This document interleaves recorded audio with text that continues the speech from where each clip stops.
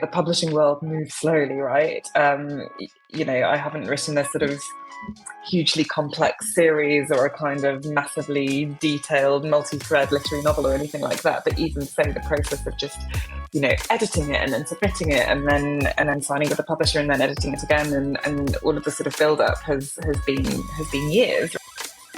Hello and welcome to this week's episode of The Conversation with Nadine Matheson. As always, I hope that you're well and I hope that you've had a good week. My week has been, well, it feels a bit like Groundhog Day at the moment because this is my routine. I get up, I get dressed, I do my morning walk, and it's still pitch black at the moment, so I do my morning walk. And if I'm lucky, by the time I get home, I see a tiny little bit of daylight start to crack through the sky.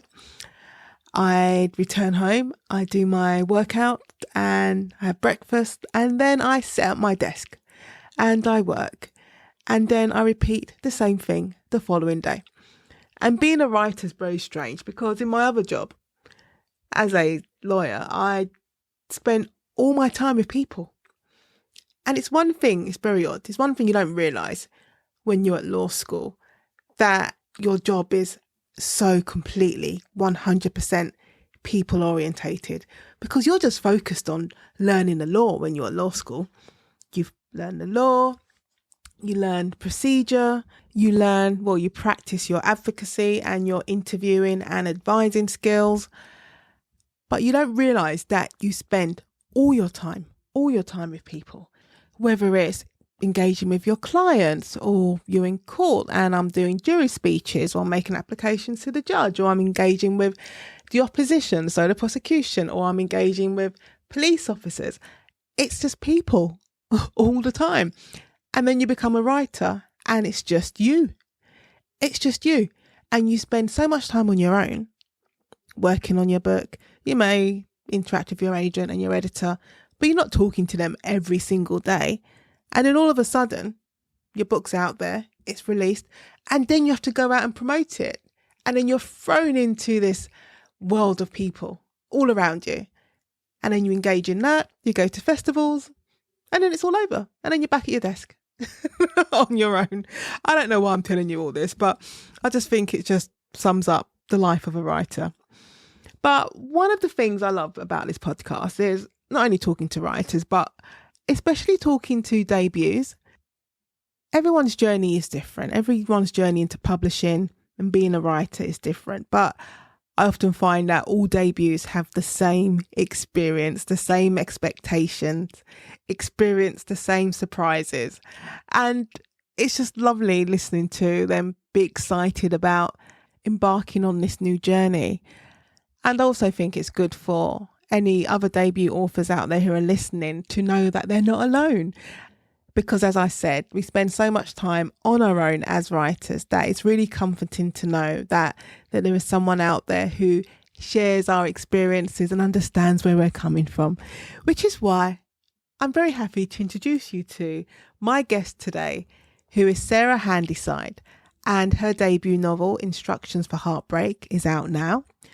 And in our conversation, Sarah and I talk about the point where you become aware that the book that you've written isn't just yours, how your characters can surprise you, even though you're the one who created them, and how coming from a small community can influence how you view your own characters.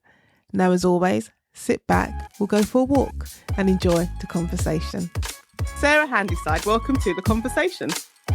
Thanks so much for having me. Really excited to be here. You're welcome. Well, we were talking about your book in a good way before we started recording officially. But I want you to tell me, how would you describe your writing journey now that you're here at debut stage? Long and meandering, I think. I always loved writing. I was definitely one of those kids who spent a lot of time writing, made up stories, all that caper. But then I didn't really go into a kind of writing-based career, at least initially. I didn't sort of go into journalism or anything like that, which I feel is maybe sort of quite classic for people who want to be writers. I worked in communications for a while, and then I went back to uni to do a master's and a PhD. and now I work in policy around kind of data ethics and things like that. But I guess writing was always like my big hobby, the big thing in the background that I was doing kind of in whatever spare time I had, much more so than anything sporty or anything like that, sadly. And I'd had a go at writing a novel before this, which got longlisted in a competition, and I actually sent out on submission a little bit, but ultimately didn't go anywhere. And so this, I guess, is my second attempt at writing a novel, which has gone a bit further. And I entered the first 10,000 words of it in the Curtis Brown First Novel Award, which has since become Discoveries, and I think is one of the most kind of exciting prizes, competitions for emerging writers. And I got longlisted in that. And the way they set it up was that sort of different agents from Curtis Brown had, I guess, made a case for different novels to appear on that long list. And Lucy Morris, who's incredible, was the one who had made the case for Instructions for Heartbreak to be on that long list. And she contacted me afterwards and said, it'd be great to read any more writing that you've done on that project. At the time, I did just have that first 10,000 words, and I think I had this sort of dream that she's going to call me up and she's going to sign me on the basis of 10,000 words, and it's going to be really exciting. Spoiler, she didn't, but it was obviously very galvanizing to have her sort of telling me how much she'd liked those first words. And then when I did eventually write the rest of the novel, I sent it to her, and she was excited to represent me, which was fun. I was going to say, there's so many variations of the story of I've written only 3,000 words and they've asked for more, and people are like, no, I do not. I do not have any more. This is all I've got. And then exactly. Did you have that sense of like panic, like, oh crap, now I need to finish it? I mean, yes and no. It was because interestingly, something similar had happened with the sort of previous project that ultimately didn't go anywhere, in that I got longlisted and they wanted more at that stage. So I had to rush to write, I can't remember now, let's say it was another 10,000 words. I suppose in this case, there wasn't, what's so great about the Discoveries Prize is that they don't ask for any more than that. So you can win on the basis of just 10,000 words, which is obviously quite unusual.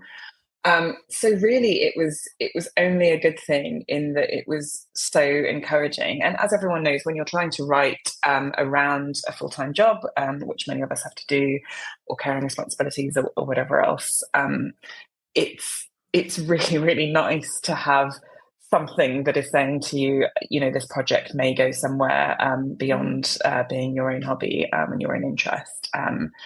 So, I think I found it very galvanizing, albeit, there was still a little bit of flying blind, and obviously there were no guarantees that I would end up with something that she liked. How did you do it? Working around work? Because I always say it, that you're always stealing time. And I'd always go back to being a lawyer and sitting in the back of court. And I'd use that time, I always say there comes a point when I can't take any more instructions from my client, and now I'm just sitting in court waiting for my case to come on. And sometimes I could be waiting 5 minutes, but there have been times I'm waiting for hours, and then I would just steal that time to write, even if it's just like a paragraph, 2 paragraphs. So how would you do it? Yeah, 100%. It's definitely still a learning process. So I wrote instructions mostly while I was freelancing and doing my PhD. So that was more conducive to finding pockets of time and sort of saying, I've had a productive morning, so I'll spend some time this afternoon writing, creative writing. But by the time I signed with Lucy and was into the editing stage, I had the job that I have now, which is a full-time a full-time job, and writing around that is much more challenging. I mean, the pandemic helped, I suppose. I certainly don't want to give a silver lining to something that was obviously so horrendous, but that was a sort of strange, twisted silver lining in that I obviously wasn't going out. So it was an entertaining thing to do at home to kind of edit and write more. But now that I'm trying to write my second novel around a job, it's much more exactly as you just described. Trying to find pockets of time before work or over lunchtime or afterwards. And I'm planning to take a week off at some point soon. That's just going to be a writing week just for myself, which will be lovely. It's lovely, but then it's like I remember at one point I was like, right, I can't remember what I was doing work-wise, but I was probably going to court but also teaching in the evening, and I had to deliver something. And I was just like, I can't even steal time anymore because every minute is taken up with something. And I was like, no, I need to take a week off. And then there was one hand of me was like, right, I'm going to take this week off to write. But there was another side of me that was bitter. Like, this week off, I should just be floating around doing whatever I want to do. But I wasn't. That's so true.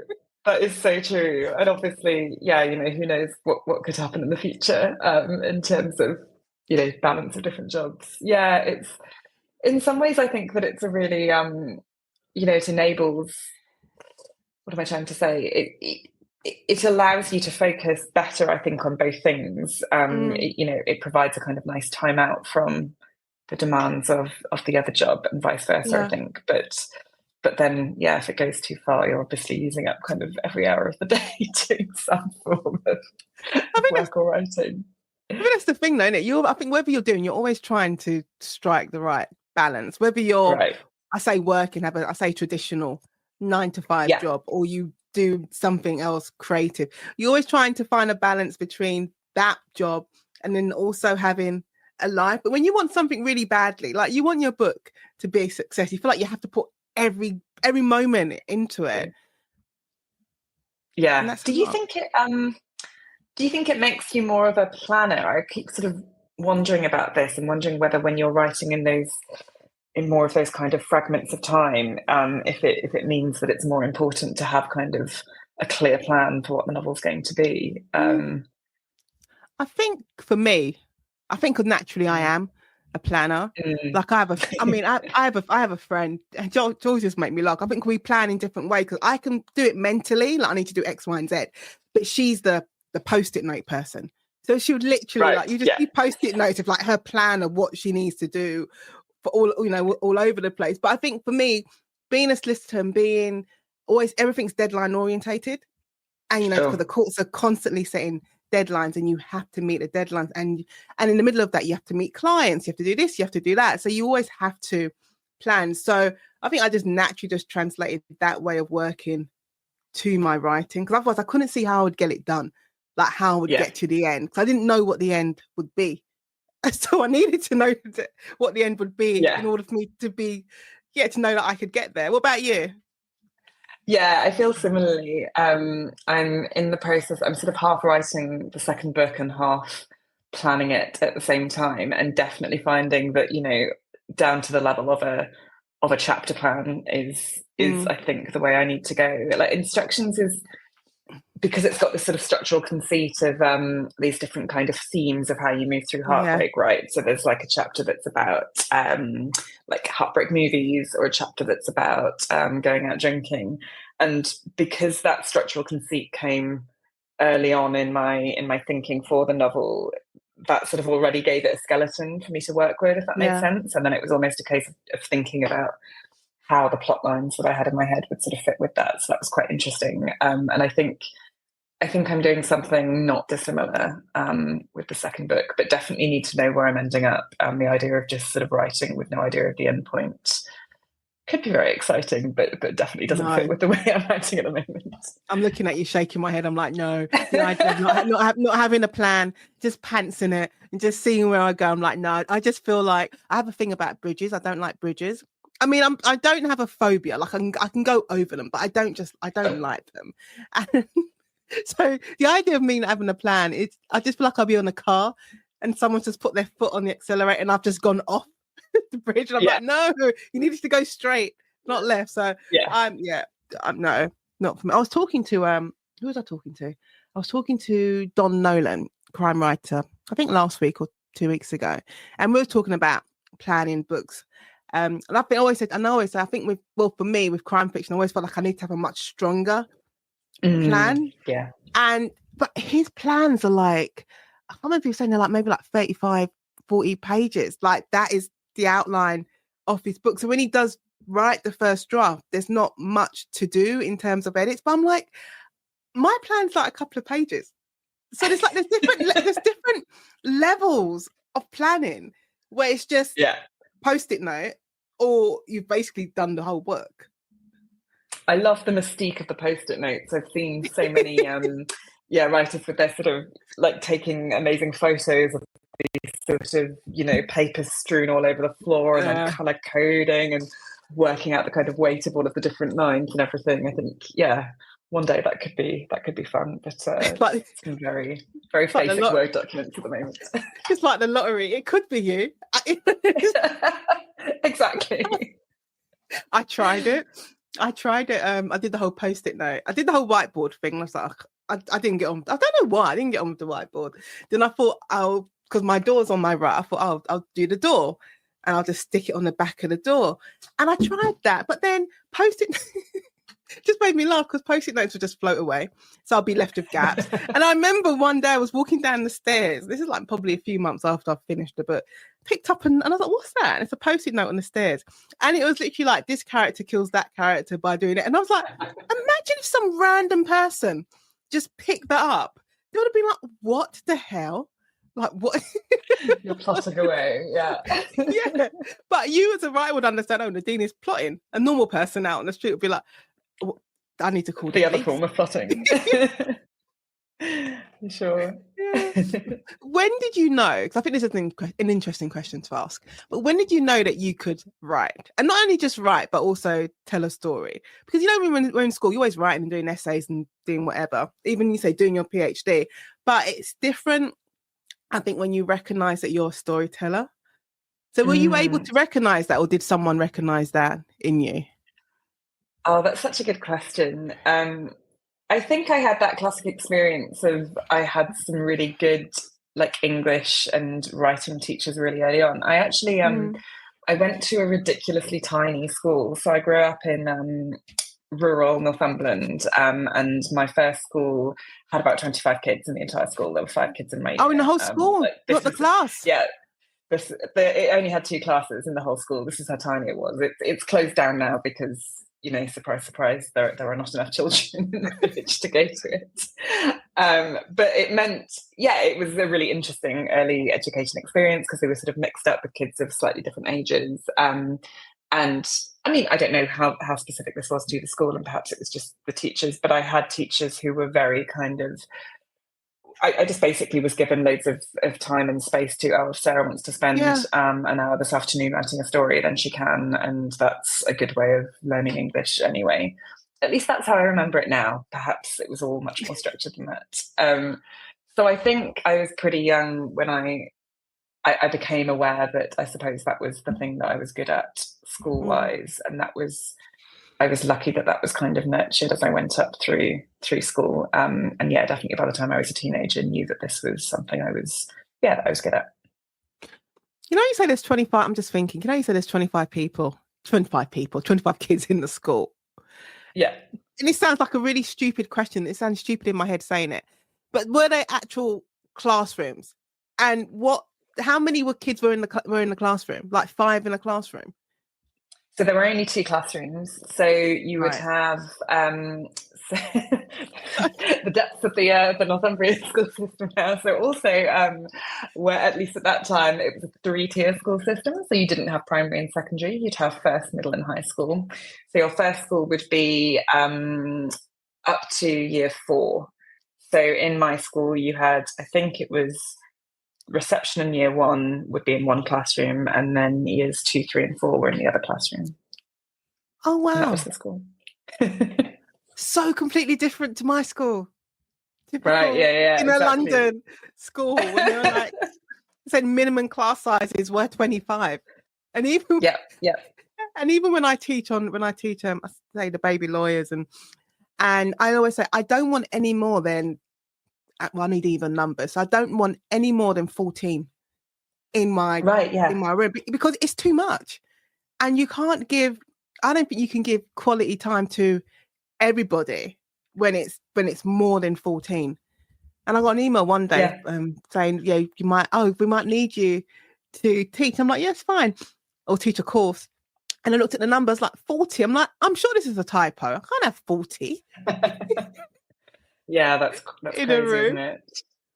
Yeah. It's a lot. No, it was a really unique experience. I ended up at a much more kind of normal high school, you know, kind of 11 classes in my year or something like that. So it was definitely one extreme to another. But yeah, that was what my school was like until I was, I guess, 9 or 10. Wow. Yeah. Is that a shock to the system when you go from somewhere so, I say it's beyond small, it's so contained. It's its own little, it's like its own little country, just own little thing. And then you go to somewhere big. So you go to high school, whatever, and it's just, it's a continent. Yeah, well, again, a country. Again, totally. I mean, again, the 3-tier thing was quite interesting from that perspective. So you'd finish first school and then you'd go to middle school for year 5, 6, 7, and 8. So again, that was a small school. There would be one class in each year. So I guess maybe 100, 110 kids in the whole school, which is still a small school, right? But it was sort of gradually scaling up. And then when I went to high school in year 9, I think, it didn't feel like a big sort of shock. It felt like the right time to be in I'm ready. Matter environment. Yeah, exactly. I need to see the world. Let me go. I know. I mean, can you imagine staying somewhere so small? By the time you're a teenager, in my experience, it was definitely good to be surrounded by thousands of other people. I think the only thing I can compare it to is like when you're younger and you watch so much TV and it's always American stuff. You're like, I want to go to America and I want to go to New York, and you have these images of what New York would look like, and it's always, you know, the steam coming out from the the sort of steampunk aesthetic, right? And it's all that. And then I think I was 17. Yeah, when I went with my brother and he was 16, and we got there and we're like, oh my God, like this is it. The skyscrapers and the steam coming out from the girls. It's real. I love that. I think I had quite a similar idea of what living in cities would be when I was younger as well. I sometimes find it quite surprising that I've ended up in London, and I think I'll be here for a long time. It's so far removed from how I grew up, which isn't to say that I don't miss lots of aspects of being in Northumberland and being in the countryside. You know, there's lots about it that's so special. But yeah, I've gone from one extreme to the other, I think. Do you think, because think about it with characters, because it's 4 characters. Yeah, it's 4 in your book, Instructions for Heartbreak. Do you think when you come from a small community that you're much more aware of how characters are created in your own books? I mean, because, you know, London is so vast. And it's good in a way because there are so many different people, so many different types of people that you're meeting and engaging with. But when you're from a small community, I think you're much more aware of what shapes them, in a sense. That's so interesting. I've never thought about that before. I'd probably have to reflect on it more. I think that, I guess one of the things or at least one of the things that I found interesting about working with Lucy, both on Instructions and on the second book, is like her encouragement to think really, really carefully about character. And one of the things that when we first started working together on Instructions that she suggested I do was sort of write out a kind of, I guess almost like a treatment for each character. Basically getting me to explicitly write down all of the stuff that I already knew about them, if that makes sense. So the things about their backgrounds, the things about, you know, what's their comfort food? Do they have any tattoos? What kind of music do they like listening to? All of this stuff that I think possibly before I started working with her, I might have found maybe a little bit trite, like a little bit kind of creative writing exercise in inverted commas that I think I could be a bit dismissive of. And of course, because she's very wise and very experienced, it was absolutely the right thing to do, because it forces you to think about either the stuff that you already know but hadn't thought about very in great detail, or tease out things that you don't know yet. And some of that stuff ended up explicitly on the page and some of it didn't. But it's so important for giving kind of a richness and depth to your characters and making sure that they're distinct. And when I started planning out the second novel, it was one of the first things I did was really kind of writing out sentences and then paragraphs about the characters and what I thought made them distinctive. I found it so helpful. Yeah, I'm never really a fan of like writing exercise. It was just odd because I did a writing course. I did a creative writing masters, and it's all about exercises. And I remember doing those bios for characters, and I said I get bored easily. I'm like, I don't know what it's about. I don't know how I managed it as a lawyer, sitting in trials for like not even hours, days, and months. But I can get bored easily, so I start doing these bios, and I'll do the basics. I'll do their name, I'll do their age, what their occupation is. Then it starts getting into depth, and I'm like, oh God. Really? So I might get to half a page, but you need to know who your characters are. And I suppose so you do need that basic shape of them. But I find that, well, for me, that the more, and I think maybe because I write a series as well, that with each book, I learn more. I learn more things about my characters with each book, and they surprise me with things that I want them to do, and they don't do it. And they do the opposite, or things they will say. And I'm like, I did not realize you had that in you. And I actually called one of my characters yesterday. So I was doing my edit. Was it yesterday? Whatever day it was. I looked at Henley, the main character, and I was like, you absolute bitch. What? I'm like, that is not. I was like, no. I really, really relate to that. And it's again, one of those things that I sort of read about writers describing, and I again kind of did almost an internal eye roll, like that can't be true. Yeah, when people say, I discovered something about my character when I was writing about them, and then it absolutely does happen. So I stand corrected. It's a really strange, surreal thing, isn't it? Really peculiar. No, it's I think I was the same, like very cynical. What do you mean you learn things about them? Like you wrote them. It's like you created them. Exactly. You should know everything, but they do surprise you. Do you feel that you're prepared as a debut for what happens next? Oh my gosh. No, like how could you be, in the sense? I mean, I hear such conflicting things as well. I think in some ways this sounds quite depressing, but have tried to be braced for it being, maybe anticlimactic isn't quite the right word, but I've heard a lot of people describing the sort of tension almost that builds up in the weeks and months beforehand, because obviously for most people it's a real childhood dream stuff, right? It's the culmination of a very, very exciting journey, and the publishing world moves slowly, right? I haven't written a sort of hugely complex series or a kind of massively detailed multi-thread literary novel or anything like that, but even so, the process of just editing it and then submitting it and then signing with the publisher and then editing it again and all of the sort of build up has been years, right? And so you're kind of building up this anticipation, and then I know a lot of people have said once it was actually out there in the world that there was almost a moment of, okay, what next? So I'm trying to be kind of braced for that, whilst at the same time, obviously, just holding my breath and incredibly excited, because it is really exciting, and it's going to be very surreal. I think it'll be a bit. God, I was going to say, I'm trying to find a nice way of saying it, but it'd be a bit odd if you wasn't to be excited by the prospect of your book coming out. You said, and this is the thing, and I think people know this, but it's if they're not a writer or they're not involved in that industry, they may know it on some level, but really they're thinking, like, how much time do you just write a book and out it goes? And it's like, no, you write a book, you go around the houses trying to get an agent, you go around the houses trying to get a publisher, right? And who knows? I think I've spoken to people who've read, it took them like 6 years to get their agent. So everyone's journey is completely different. And you go through so many ups and downs with your books, with the edits and talking about covers and things like that. So when you do get to that moment, so much has gone into it. I don't know. There'd have to be something wrong with you if you wasn't to be. I am excited that I'm going to have this moment. I'm Oh my going to. God. Yeah, it's like a proper stamp on it. I'm a writer.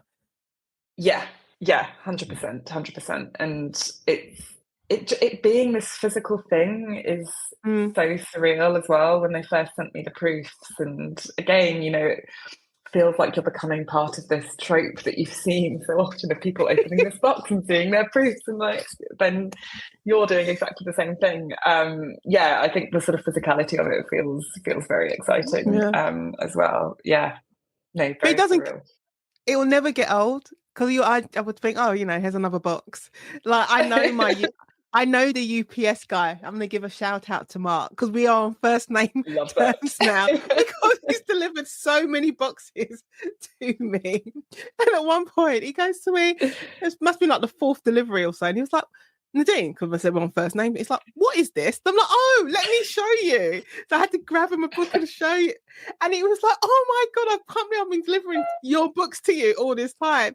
And then he went on holiday and he bought my books and took them on holiday with him. Oh, But that's amazing. That's so lovely. I know, but I think my point in my story is that you think getting another delivery, but it's another delivery, but it's not. It's like, oh, you open, you're like, oh my God, you're like a kid. I made this. I did this. Yes, exactly. Yeah, there was something so strange about, flipping the pages and seeing these words that you're so familiar with by that point because you've been Yeah. doing you've seen them on like your computer screen so much, but they feel like an entirely different thing seeing them actually in the pages of a book, for sure. Very strange. It's weird. It's weird. You're looking at those words and you're like, I wrote those. The weird moments though I find are that when you've written a book, so like you would have written instructions for Heartbreak. I'm saying years ago, I don't, but you know what I mean. It's been written years ago, Oh and you're gonna yeah. be and you'll be writing a panel. You'll be on a panel being interviewed about it, like maybe next year, and someone will ask you a question. You're gonna have one of these moments. I was like, who? What? Who? What character? Yeah. I don't. I don't. I was swearing blind in my head when this person asked me a question about a character. I was like, I didn't write a character called Carol. I don't know who Carol is. And then I don't know, like a couple of minutes, and it clicked, and I was like, oh yeah, oh God, yeah, I killed her. Yeah, Carol. Carol.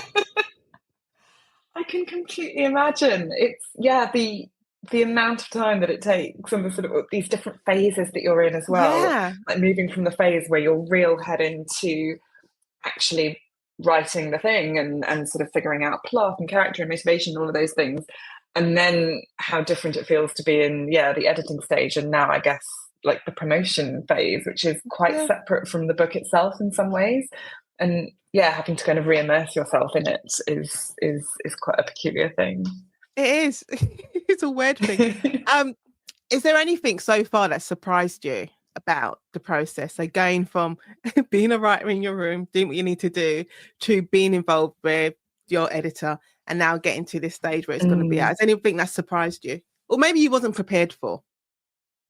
Yeah, it's maybe not so much surprise, but I think one of the things that I hadn't really thought about before was how it starts to feel like something that isn't just yours. Like obviously you're still the person at the heart of it as the writer. And I should be very clear that my very lovely team at Curtis Brown and Pam McMillan have always made me feel definitely the person right at the heart of it. But you start to become aware of the multiple other people who are involved in it in some way and for whom it's part of their job to figure out the social media campaign or to work on the cover or doing the kind of international stuff and I think I hadn't considered at all what that would feel like, the idea that whilst it is still my book and I'm still the writer, that it's becoming this sort of product of lots of other people as well, which I find really exciting and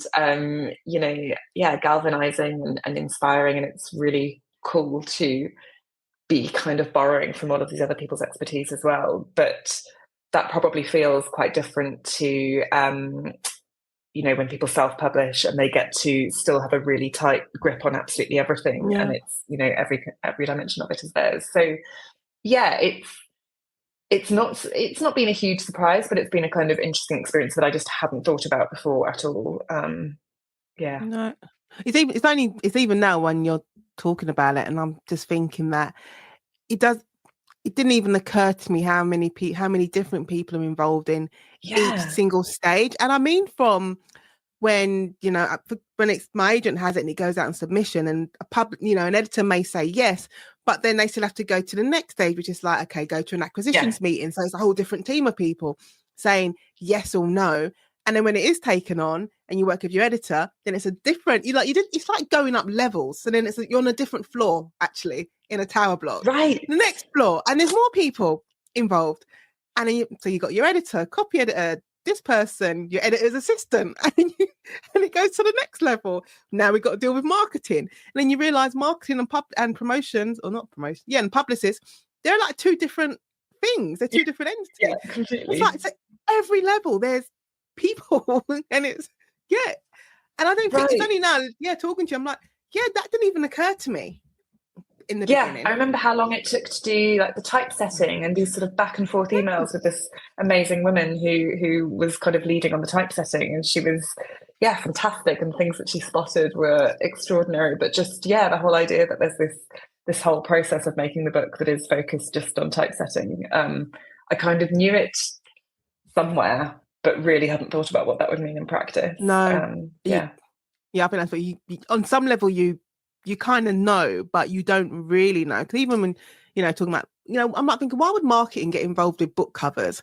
And I remember we were discussing book covers for I think it was the last book. I think it was for the Kill List. And I think marketing said, green covers or green font like don't sell. And you're like, what? It's like, what are you got to do with with a book cover and colours?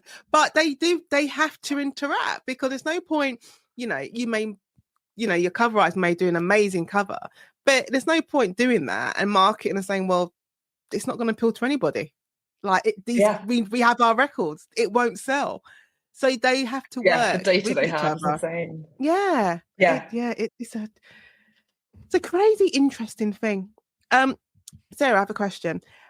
Have you been comfortable from day one with calling yourself a writer, or has it taken time?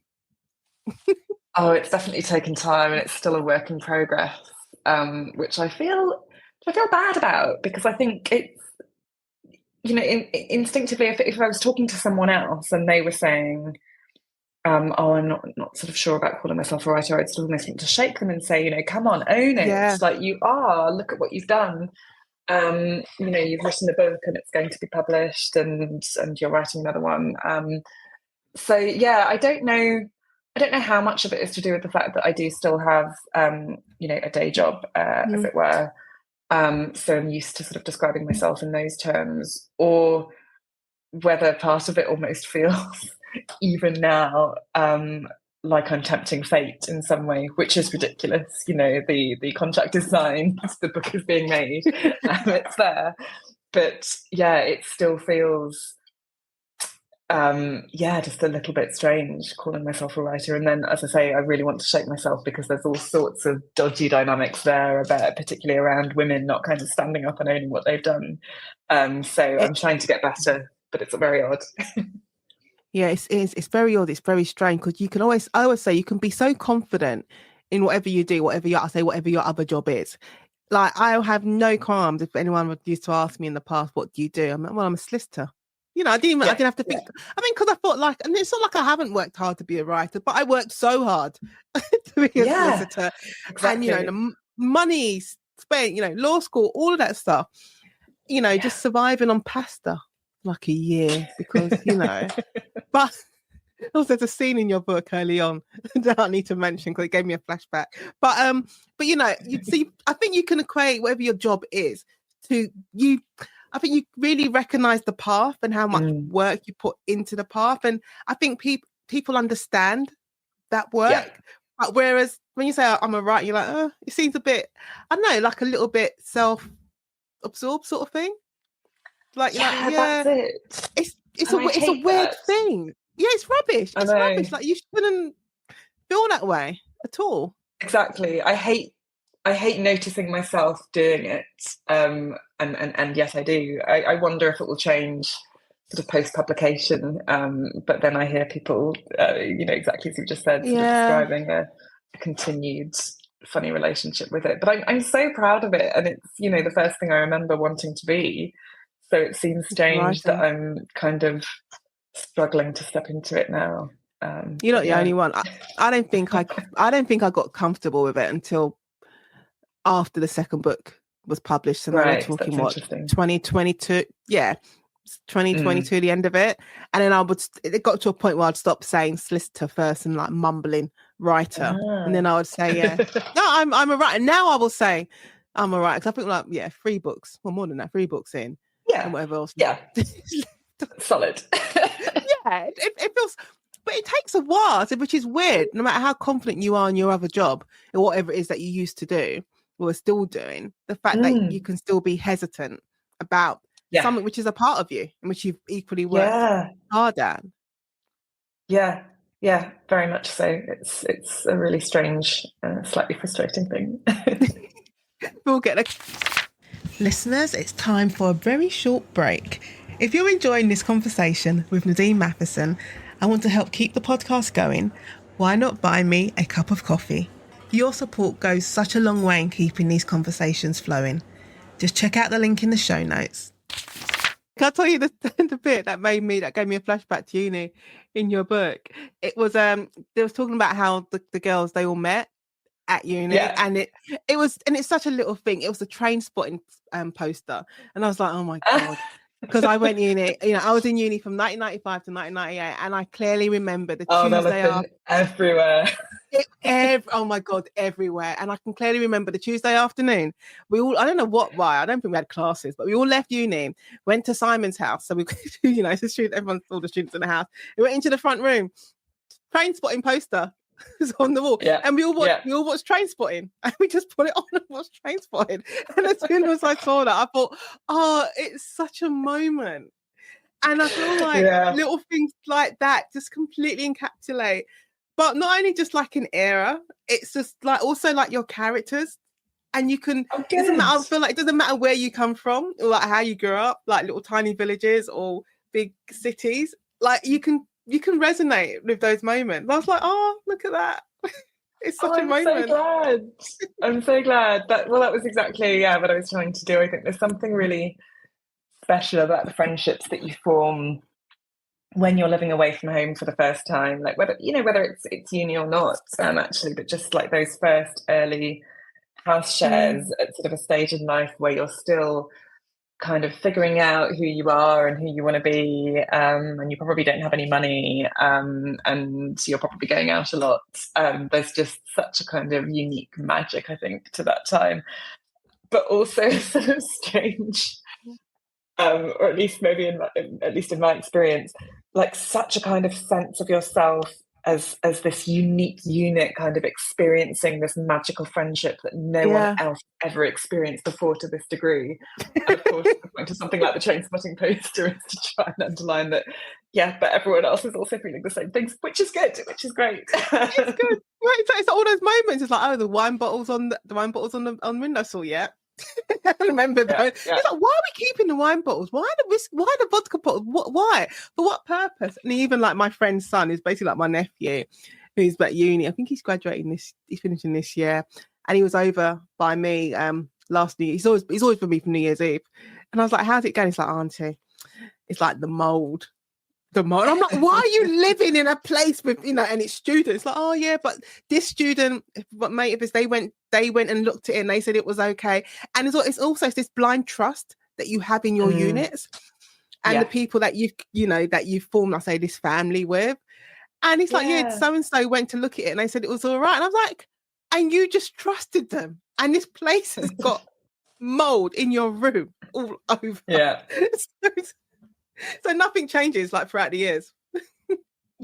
Which is a really beautiful thing, I think, and hopefully is what makes stories have some kind of lasting message. But I love that, the sort of power and intensity of those friendships that you form at that stage. I think are really special. Yeah, you really are a little bit. I was going to say you are a bit delusional in your 20s and stuff, because you just you don't think straight. You think you're your own little unit. You think you're going to live forever. For some, you just think, Yeah. you just feel you're going to live forever. Which And is absolutely the magic of it, right? Yeah. yeah. And also, I always say you're kind of like, it's the poorest you will ever be, but you do so much. Like you'll find the money to go away to Ibiza for a week and like and live it up. Yeah. And you know, instead you've been surviving on pasta and pot noodles and stuff. But you'll find a way to live rich, even though you're not. Yeah. Yeah. No, it's extraordinary. Yeah, I wish that I had those skills now. It's almost like they've been lost. I feel in some ways, yeah, like I lived a sort of more decadent life when I had the least. It would be nice to revisit some of that. It would. I'm always thinking, I'm sure I felt richer when I was younger. And now I'm like, oh God. Do you have a favourite character in your book out of the four? Is there like one of the characters, one of the girls? Because it makes me laugh when they call themselves girls and then there's moments they're like women. But is there like a character who you resonate with more or you see yourself in? So I think, and this very much kind of emerged organically as well. I think there's probably elements of Liv that I feel closest to. And I mean, even just some of the kind of autobiographical stuff that I've described to you today about kind of growing up in the rural north and going to this little school and then moving to the city later on is, yeah, she's very directly mirrored on that, I think. So there are elements of her that are probably, and this wasn't deliberate, but yeah, subconsciously autobiographical. But then lots of elements of her that are very different from me. So I think she's probably the character who was drawn most from me in terms of personality, although the kind of event catalyst, I guess, for thinking of the book and thinking of the idea of the book was a breakup that was more akin to Katie's story, and so there's a reason why she's the kind of catalyst at the start of the story. But yeah, I would say Liv. But there are elements of all of the girls, the women, that are me, that are people I've known, that are just straight out of my head. I was thinking when I was reading it, and I'm like, yeah, I know those moments. You're like, God, the world is over. I can't see past next week. It's like you'll never get over this. And you do need someone, and it's normally your friends, to look at you and be like, it's either one's going to say, pull yourself together, like this will not last forever. Why are you on the floor? Get up from the floor. Exactly. They wasn't worth it. Like, you're better than this. And then you get to that point and you're like, what on earth was wrong with me? Like, what was I thinking? Yeah, it's such a strange kind of, I think, that cognitive dissonance that you can have when you're feeling the sort of real depths of despair in a heartbreaking moment, where I think you can know cognitively, like, this is completely universal, like this happens to people every single day. People get over being heartbroken, essentially, and therefore presumably I can as well.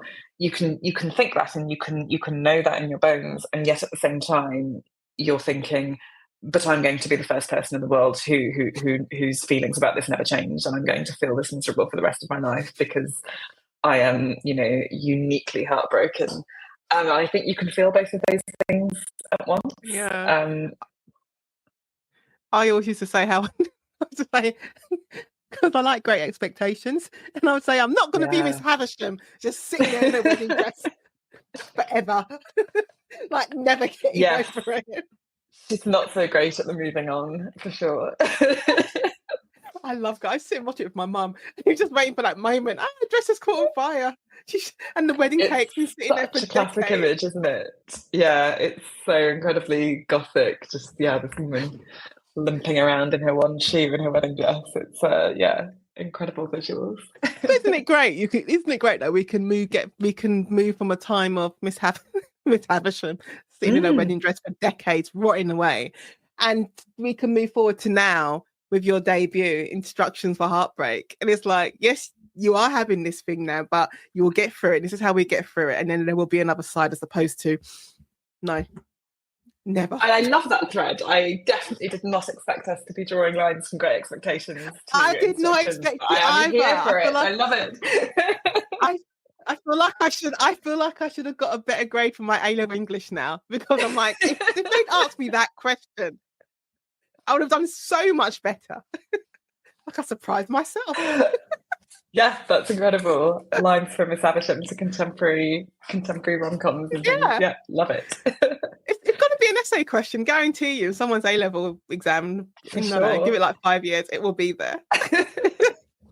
So, Sarah, do you want to tell the listeners about Instructions for Heartbreak, what it's about? Because we've been talking about it Yeah. throughout. Absolutely.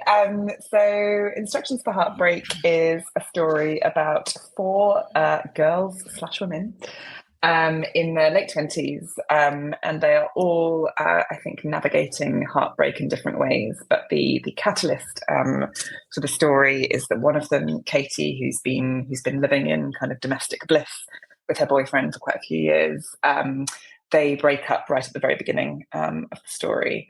And essentially, Instructions follows her through her heartbreak and her friends supporting her through her heartbreak by creating what they call the Heartbreak Handbook. And this is where they write down all of the things that they've learned about their own experiences of being heartbroken. And it's their advice for, when or whether you should get your really dramatic haircut, what's the best kind of comfort food that you should eat in the midst of your heartbreak, what happens when you go out drinking and drink too much.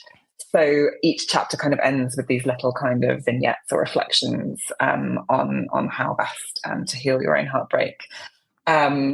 But yeah, it's in that sense, it's a contemporary story of four women in their late 20s whose friendship is the kind of scaffolding that carries them through. I'm going to ask you a question, another to do with four women and friendships and things, but I just got to tell you about my flashback memory. Not on my heartbreak, my cousin's heartbreak. He's talking about what's your comfort food. It wasn't even a comfort food.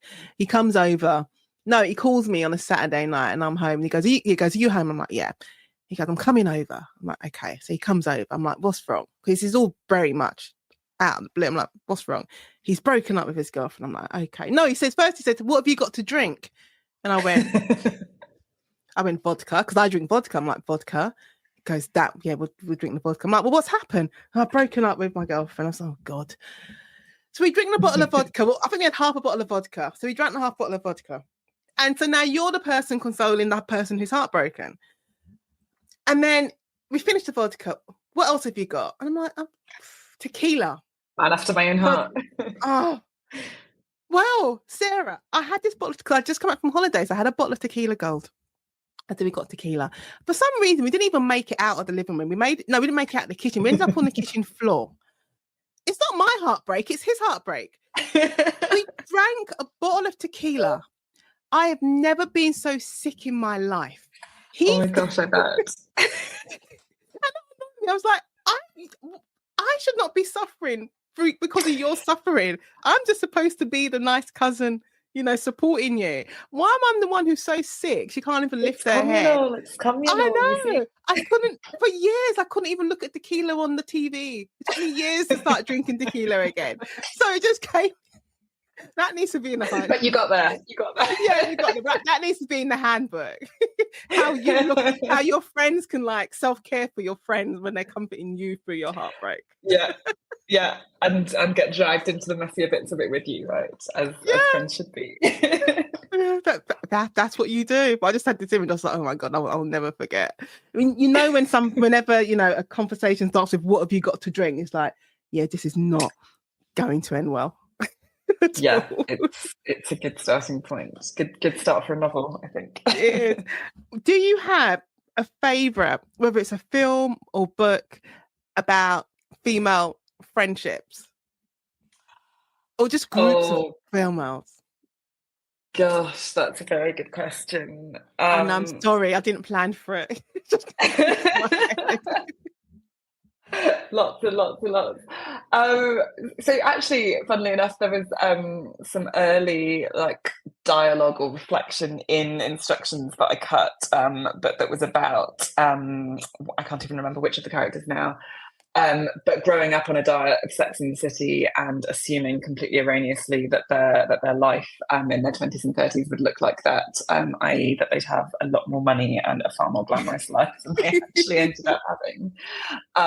But yeah, I grew up on a diet of things like Sex and the City and Friends back in, I guess, late 90s, early 2000s, which I think were very sort of subconsciously influential. Of course, Dolly Alderton has become a kind of doyen of female friendship over recent years, and does it incredibly well, both in fiction and non-fiction, I think, writing about friendship. What else have I read more recently? I'm reading Cleopatra and Frankenstein at the moment, but I'm not sure that that's really a friendship-focused book, although I'm enjoying it a great deal. She knows what she's doing, Coco Mellors. But yeah, I think it's clearly having its moment, right? In the last few years, I feel like everyone's talking about female friendship, but the complexity of it, and not just friendship is a really important thing. It's your chosen family. It's what holds you together through your sort of 20s and 30s. I think people are talking more and more about the kind of tensions and jealousies and sort of pushes and pulls that exist in female friendship as well, which I'm very interested in. I think that's the difference I'm seeing as well, is that it's not just the superficial side of it.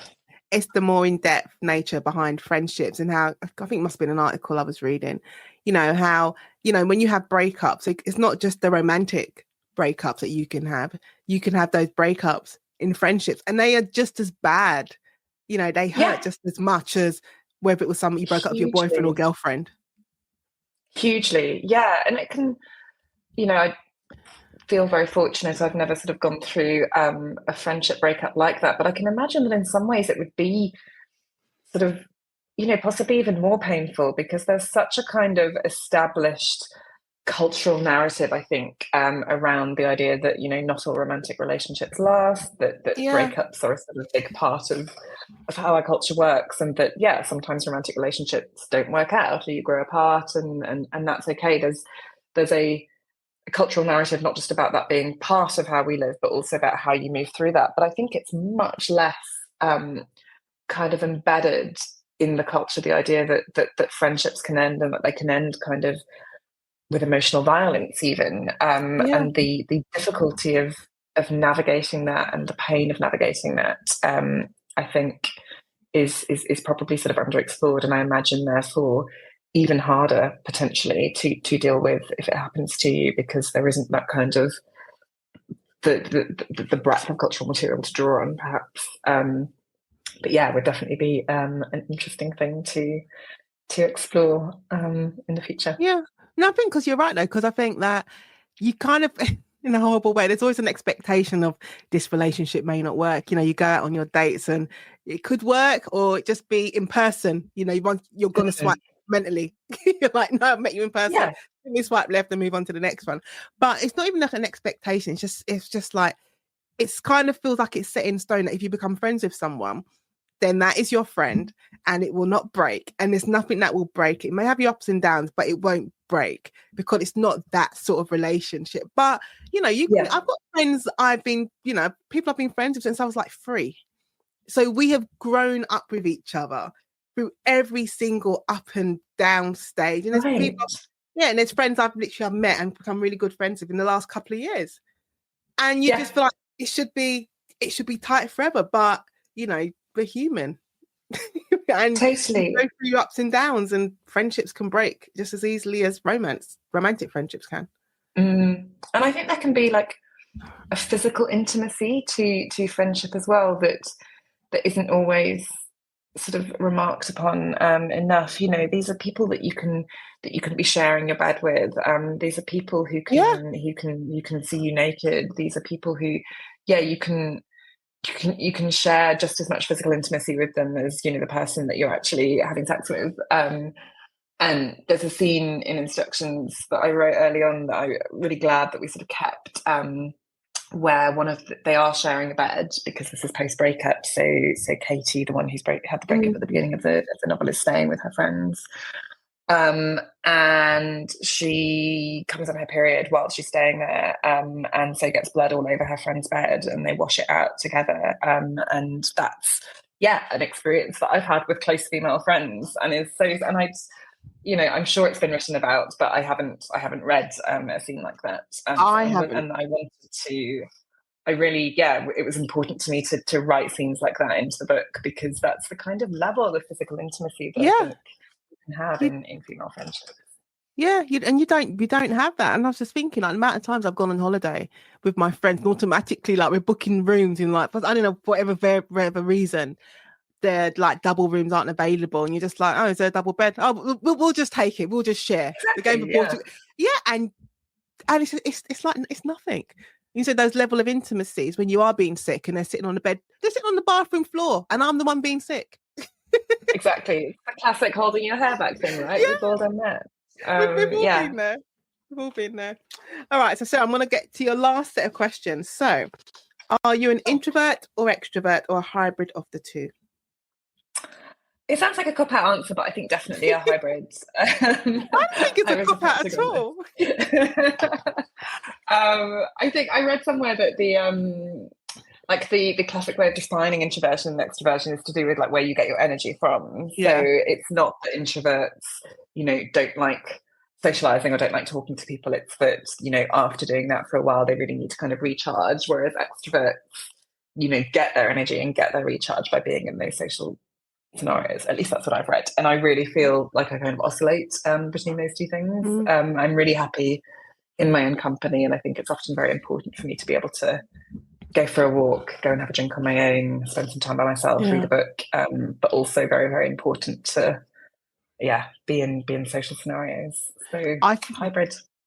I think the pandemic, if people weren't aware of what they were, I think the pandemic definitely showed them you're either an introvert or extrovert or a hybrid. Because I found that I'm good on my own, but then after a while I'll get cabin fever. So I would never describe myself as an introvert. But I think people would say I'm an extrovert just because of how I am around people. But I would, I'm fine on my own. But then I'd be like, I got cabin fever. I need to get out. I feel it's that thing that maybe I need that energy of other people. But then I'm good to be, all right, I've had you. Bye. Let me just go back into myself. Yeah, I think I recharge in both formats, as it were. For sure. That makes sense. So what challenge or experience, and I always say now, it could be a good or bad one, because when I think when people say, hey, challenge or experience, I'm like, oh my God, they want trauma. No, it just needs to be trauma. But what challenge or experience in your life shaped you the most?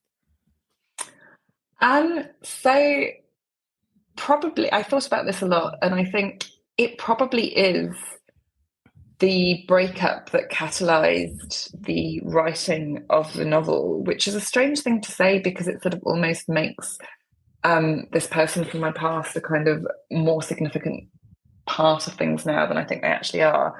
But that was the breakup that gave me the idea for Instructions for Heartbreak, that set me on the road to meeting the person that I'm now with, living where I now live, doing all the things that I'm now doing. Not all the things I'm now doing, but certainly my life wouldn't look the way it does now without that. It was certainly a creative catalyst for the first novel that I've written, which feels, in terms of a throwback to childhood dreams, probably a pretty significant thing. It's good though that you can, like, here in 2024, where we are now recording, that you can look back at that moment and say, okay, I can see what it was. Hell at the time, it was shit at the time, and I wouldn't wish it on anybody, because you always have those moments. You're like, I wouldn't wish this on my worst enemy.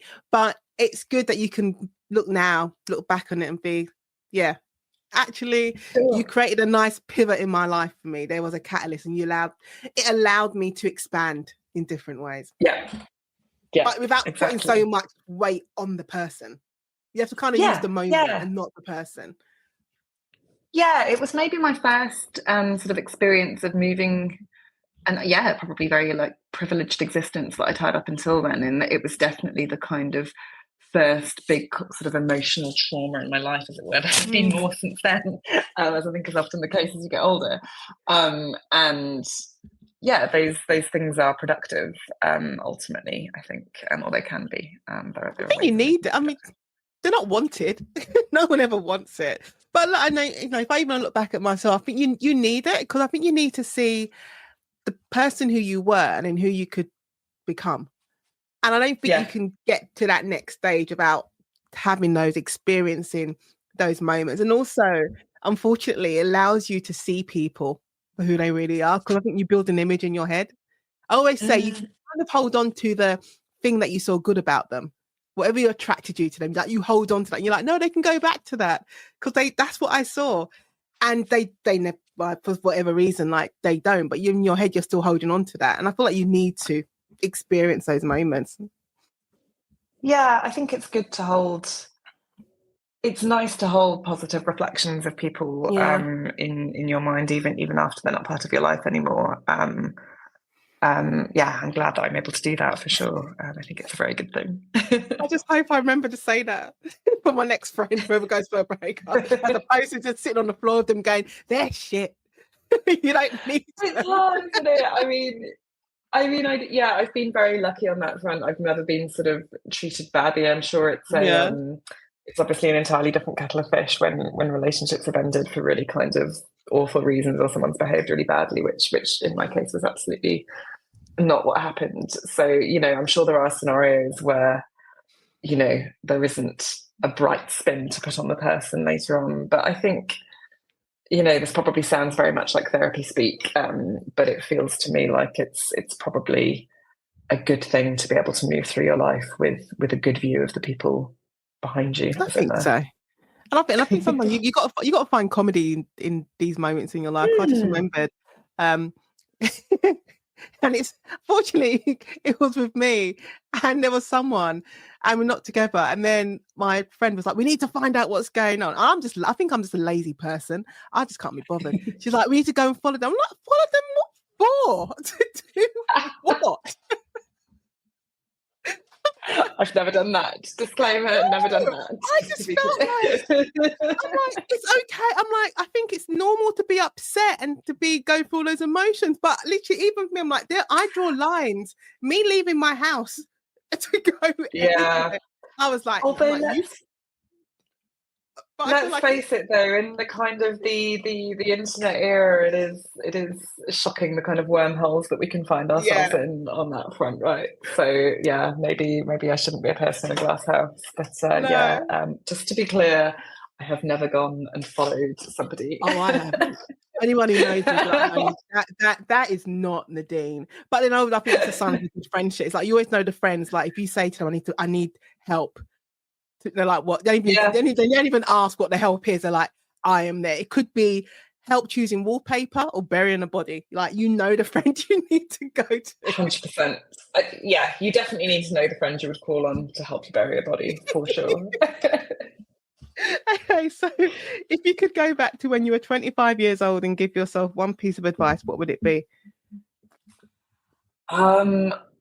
I think just write as much as you can. Write in all those sort of fragments of well, that was my instinctive answer, and it's what I've come up with now as well, because that's always the classic bit of writing advice, right? That you won't get anywhere unless you're actually sitting down or standing up and doing the writing. But all that said, I do think that my writing now has benefited from the fact that I spent a lot of time in my 20s not writing, and I spent a lot of time going out and having misadventures and meeting new people and doing lots of fun things. And actually, I think that feeds into your writing in such important ways as well. So it's maybe more that I would just tell my 25-year-old self, like, carry on living really, really hard and do as much as you can and just kind of get the most out of everything. Because of all of those cliched things that you begin to realise in your 30s of the sort of shape of time feeling a little bit different. I loved being 25. It was a very fun age, yet simultaneously a very discombobulating age. It is. Very, there's so much where you're kind of panicked about the future, even though the point is you hopefully have so much of your future ahead of you. And it's the Sylvia Plath victory, isn't it? Yeah, I always think. I mean, I picked 25. 'Cause I always say that I feel at 25 you're more likely to listen. Like I always say, you're definitely not going to listen at 16, and you're not going to listen at 18 because you're like, I'm out, I'm off to uni, whatever. I'm a grown up. You're not going to listen at those ages. 25, you're much more likely to listen. But it's really it's such a strange period in your time because I think you can feel like I should be doing X, Y, and Z, and 9 times out of 10 you're not where you think you should be. And you are looking around at your friends, and maybe some are where they thought they were going to be, and some are. But you want to do everything also, and you feel like you can do everything at that age. It's a funny time. Totally. So finally, Sarah Handyside, where can listeners of the conversation find you online? Are you online? I am. I'm trying to get better at being online because it's a bit haphazard. So I have an Instagram, which is just Sarah Handyside. And I also have the inevitable Substack, which I am. Do you? I'm going to find you. Yeah, do. Well, what I should do is ask you if you would like to be in it, because what my Substack has basically morphed into is I have this thing called my Heartbreak 7, where I interview writers about their 7 things to cure a broken heart. So your favourite heartbreak book, your favourite heartbreak drink, etc. I will come on. So please come on it, because it would be lovely to have you. So those are probably the 2 best places for people to find me online, and I will try and get better as well. Before I say goodbye to you, like my little thing about Substack, I signed up to Substack I think 2 years ago, and I didn't know what I was going to do with it. Like I had it, and I'm like, because you're seeing people with their thousands and thousands of followers and doing these essays. They're not even just essays; they're like little mini newspapers, little magazines. And I was like, and I was like, what am I going to do with mine? And I only started doing I started using my Substack a month ago. I think I've done my 4th article maybe a month ago, but I love it. Following you. Yeah, I think I had to work out what I needed it to be, and I've realized like it just needs to be an extension of me, because I always talk. Yeah, and I always talk about on this podcast, like I say all the time, like I always say there's pivots, and it's like one of my favorite words. There's always a pivot in your life where things change, and you can look at it and say, yes, that's the moment. If I hadn't have done that sliding doors, if I hadn't have done this, then this wouldn't have happened. I always say like a major pivot for me is when I took redundancy, because then that gave me room to write.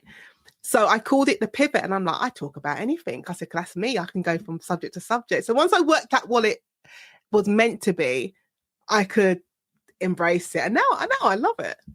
Ranting once a week. That's like the same thing you were talking about before about discovering who your characters are. Once you learn what Substack is meant to be, happens on its own. I think it's a really interesting platform for sure. I am hopeful that it will grow from here. But it will. Heartbreak 7. I will be in it. Well, that just leaves me, Sarah Handyside, to say thank you so much for being part of the conversation. I really appreciate it, Nadine. Thanks so much, and have a great day. Thank you so much for listening to today's conversation with Nadine Matheson. I hope you enjoyed it as much as I did. Be sure to tune in every Tuesday for a brand new episode featuring more amazing guests. Don't forget to like, subscribe and leave a review. It really helps the podcast grow. And if you'd like to support the show, you can buy me a cup of coffee or sign up on Patreon. The links are in the show notes.